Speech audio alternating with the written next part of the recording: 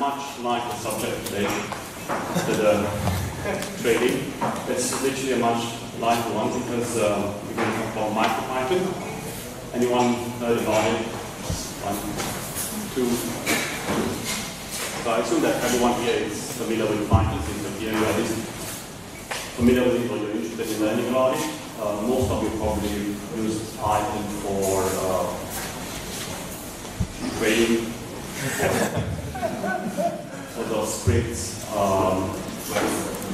most of you probably not interacting with the real world using Python, and this is what MicroPython is all about. There are other boards that run on Arduino. Those are programming in C. C is not as much fun as Python. So in the year 2013, a very smart guy put up a Kickstarter campaign. He was asking for £15,000 to develop a version of Python that runs on a microchip. He was proposing a version based on Python 3.3, the same grammar and the same syntax. That was his first. So the implementation of Python plus a board support that implementation. 32-bit ARM processor for the development. The MicroPython is not is running on the processor itself. So there's no operating system. It's what they call a bare metal Python. So in a way, you can say that Python is the operating system. It has the MicroPython supports all this, almost everything that is available in Python 3, with some differences. You might notice that some of the packages are called like UOX, JSON, URE. Those are optimized APIs for the microprocessor. So they don't support every single API that Python supports. It's selected and it's optimized. The MicroPython board, it's board is a technical specs. It's running on 168 megahertz, some RAM there. What's interesting about it is it has an accelerometer, so it knows its position in space. Reason why there was some implementation of quadcopters programming in Python. So that's one thing that they've been using for. It looks something like that. It has sufficient pins to do whatever you want to do with the microcontroller. When you plug it into a USB, it presents itself as a drive, as well as a serial port, so you can access it. We have a file system, which basically has two main components. One is a file called boot.py, which is run at the boot, and a main.py, which is run just after that. That main.py can be changed to run. In a boot, you can specify other files to run at the beginning. I should run some examples. Hopefully, we run. Okay, so this is how it looks like. It's this small. It runs Python on it. It's a drive. It has it has two buttons for flashing it, for programmable, one programmable button. We can insert SD card, so to extend the flash drive. So once you plug it in, you create, and then you have so this is the board. So you have the Pi, the main, this is for Windows, and let's start it on it. It also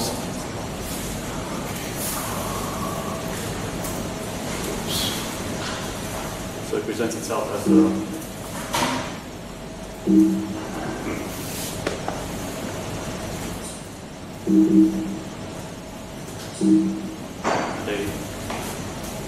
So you get a prompt.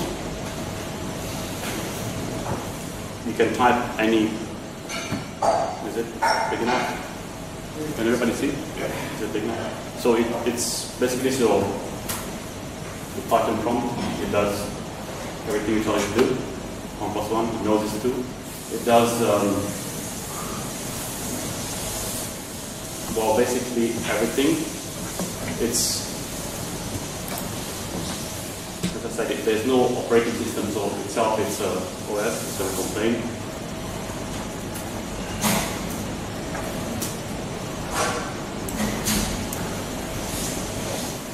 So all these files are on the board.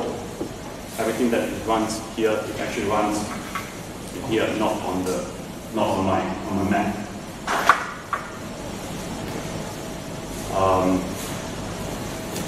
I have some demos, but we're a bit short on time, so let's have it a bit short. Okay, I'll unplug this one.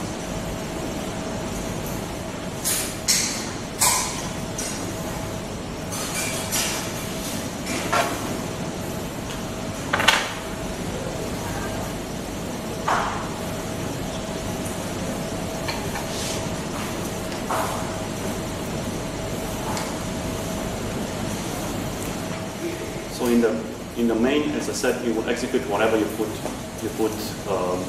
in there at the runtime.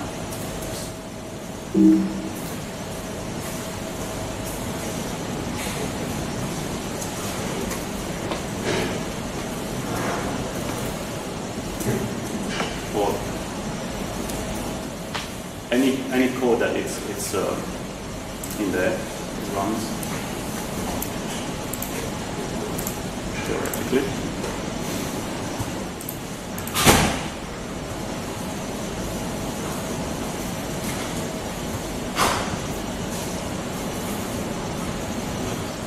So once I do the soft reboot, it goes into execution of that file. Whatever is in there, it will read sensors, it will do any, if you put a motor, it will turn it, it will do whatever you ask it to do.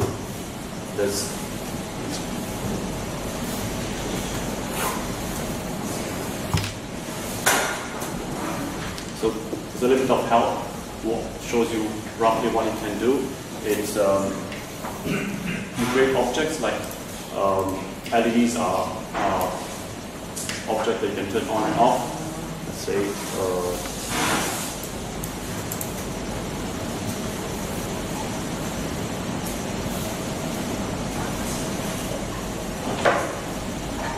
Turn it, well, you can see it turns it on, say it's off, turns it off.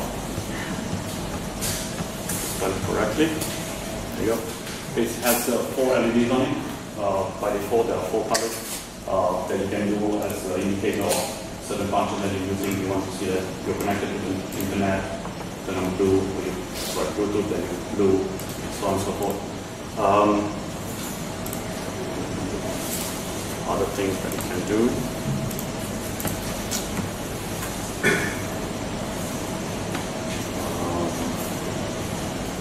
It has timers, which basically it will which one running?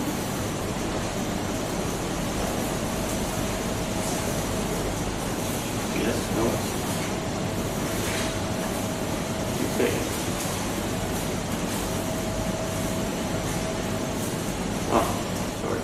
It does. It is LED, so there's nothing to see there. It's on the board.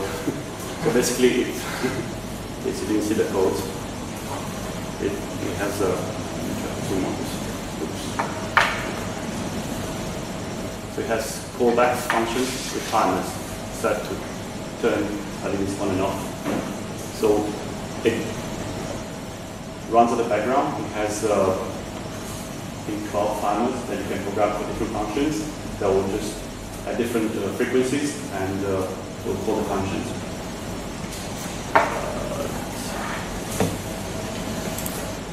see. Let's go back to this one. But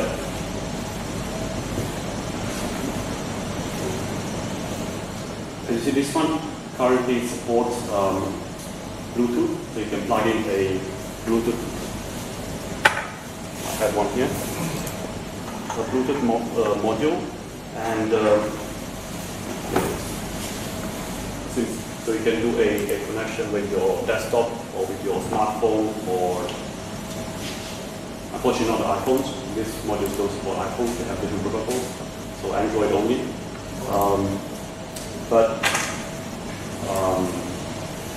Because it doesn't support Wi-Fi for all these Internet of Things, most of the people will require Wi-Fi. So as part of a second campaign, the developer started supporting ESP8266 boards, which are let me show you what. So they are of this size. You can see it. Tiny. So basically this little thing runs Python and has Wi-Fi.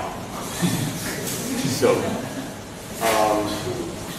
it can act as a hotspot, or it can connect to a network. It's one antenna, it has the processor and some other tiny chips in there. That's the Singapore dollar. That's $1, and that's the. It's not the size. It's not the price. It's not the price. It's not the price. It's about $2. It's not $1. That's the size. But in order to order it, to run it, you actually need a little bit more. If you want to plug it in a USB, there's obviously no space for USB port on this one. So it's put on a slightly bigger board. Slightly bigger board, about this size. You can actually see it, which is good. And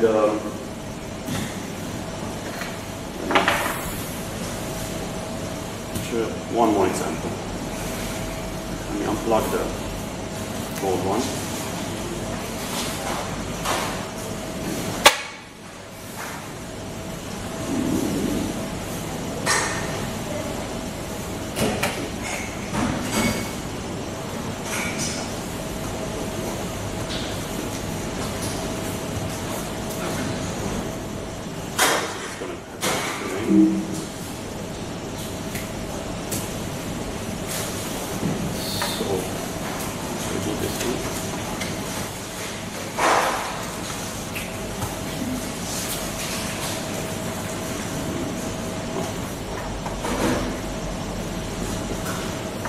So it's connected to the network. It's one of the hotspots here. The moment it's booted, it's connecting and it gets an IP address, and you can access it over the network.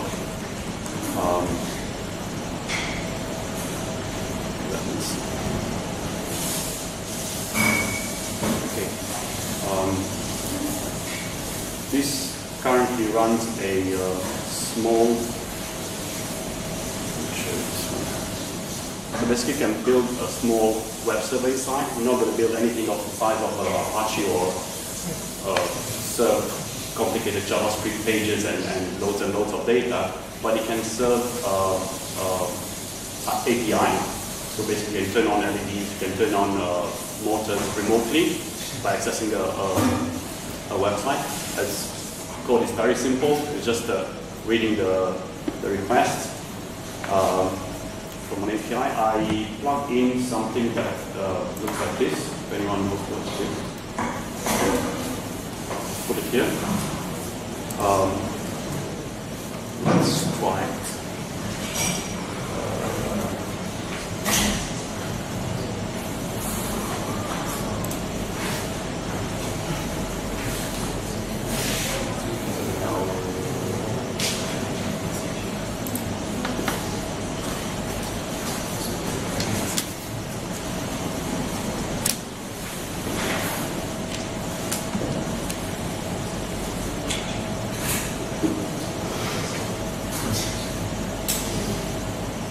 So basically, it's just LEDs. So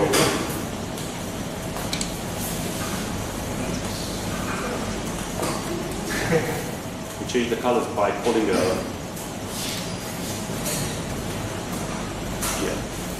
But anyone familiar with jQuery? Yes, everybody's seen this lovely slider. Well, this will be a bit different. So this is running the web server locally on this machine, but it calls the API on this little. So it just says... Set the color based on the jQuery spec. That's right. So instead of just the server on the little board answers to the command. So obviously you can do a lot more. This is just a quick demo.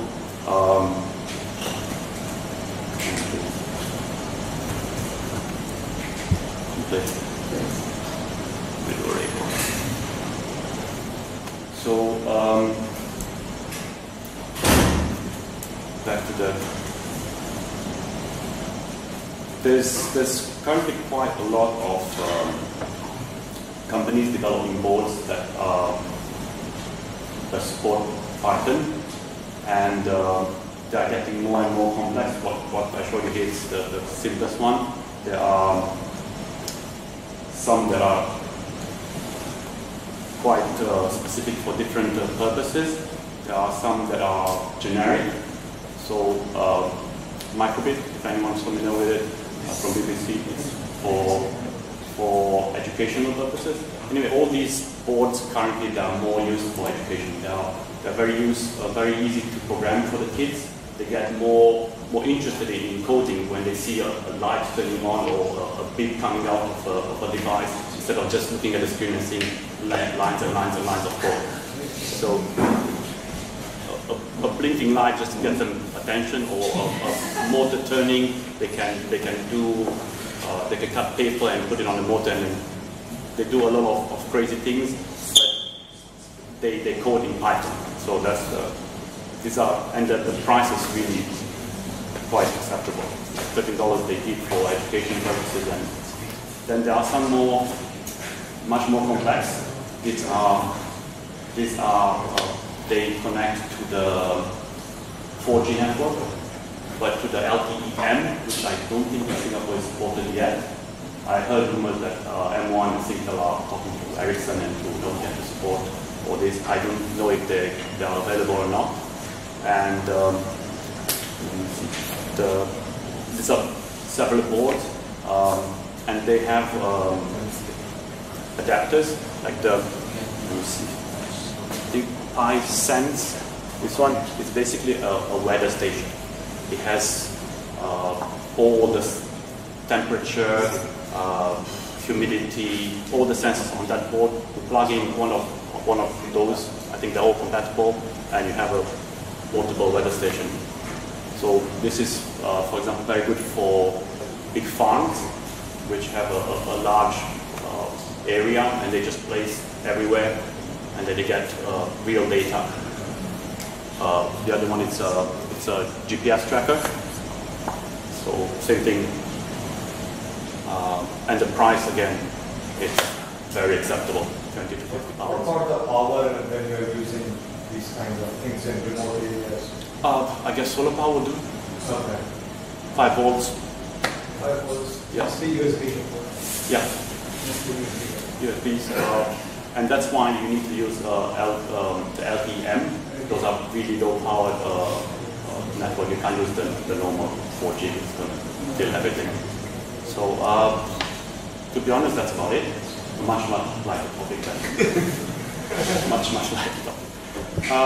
That's about it. There's some references. It's all on MicroPython.org. I am not affiliated with them. I don't sell them. I just use them, and I thought it's interesting. And Marty said that nobody actually talked about it, and well, I ended up talking about it. That's all I have. If anyone has any questions, I'll do my best to answer them. There's only one question. They have you now WebSocket support, micro WebSocket support, supply chain. think so. Recently they added micro WebSocket support. So I think MicroPython has added micro. I think they support sockets. I don't know if it's MicroSocket or the WebSockets. For WebSockets. WebSockets. WebSockets. That's what Could be. I don't know how WebSockets. The new ones. On HDI. No, I did not use it. I just read it day before yesterday. So Or could be. Yeah. That's it for this.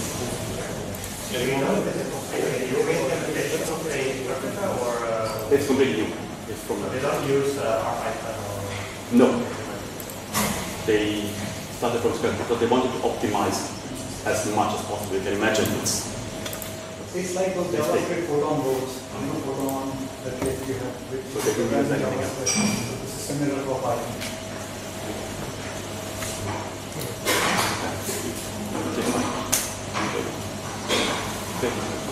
Any more questions?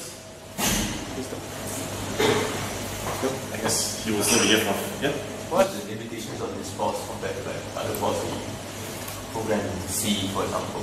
I think they're more or less similar. The processor, I think it's quite. If you look at the specs,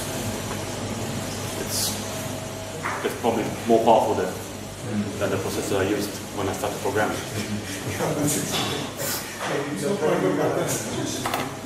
Sorry? MicroPython is a GC. Yes, it does. There's, I don't have internet here, but I suggest if you're really interested in learning more, you need to read the documentation because there are a few implementation of it specific to different boards because different boards support different things. There's a generic implementation and there's specific to a board. And the documentation is very nice split in individual boards. So you choose which board you use. Once you decide what your project is about, you choose which board. Only embedded systems and GC. But this one, because it's Python. So, yeah. So all the functions in MicroPython, they are so what? Is it exactly the same syntax?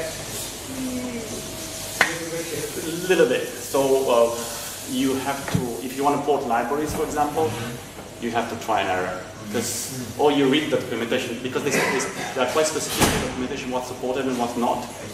And it's all open source. So you can go and dig as deep as you want. And yeah. Is there a board with camera? The low-res camera? There's one with screen. There's one with a screen. They support all sorts of protocols for communication. So maybe you find one that as I don't see any space here. These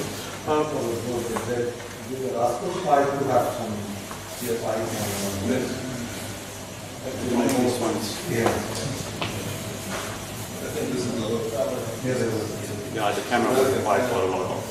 I don't think image processing is something that. No, but I mean, you can for security, maybe different. Yeah, I saw some that have a. On Raspberry Pi. And I seen one experiment in which he was running a Raspberry Pi and doing a facial recognition and identifying objects. The YouTube video. Just preloading the model and then just doing on the. Not training it, you just loaded the model. And then working on that.